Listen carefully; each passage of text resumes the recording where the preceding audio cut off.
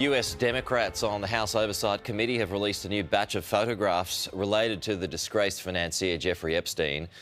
In one of the photographs, Epstein can be seen surrounded by three women who have their faces blacked out. Another photo shows him pictured with the philosopher Noam Chomsky on board a private plane. Another shows the Microsoft co-founder and billionaire Bill Gates posing with a woman whose face has also been redacted.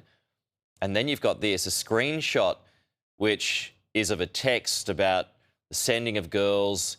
It includes the descriptions down the bottom and also a price.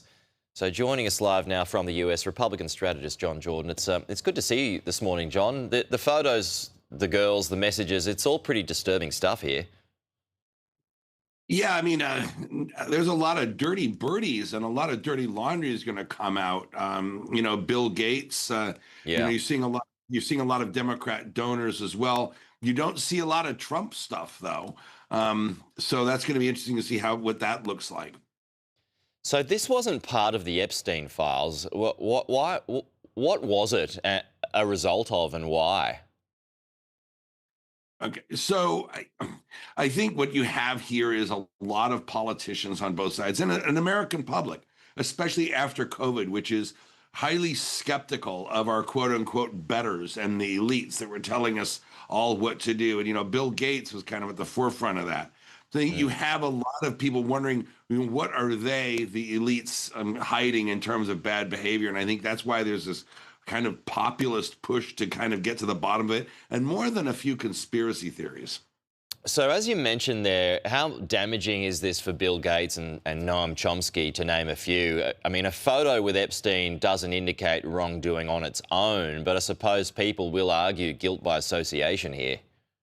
Yeah, so it doesn't do him any good. I think that's a very fair way you put that, right? It's not going to do you any favors, but it doesn't prove guilt either. It doesn't prove that, A, you knew anything bad was going on or participated in it. I mean, when Trump found out about it, he kicked him out of the country club in Florida and didn't associate with him again. If there was Trump bad doings here, the media, the American media would have coughed that up, put that on the front page, but they didn't.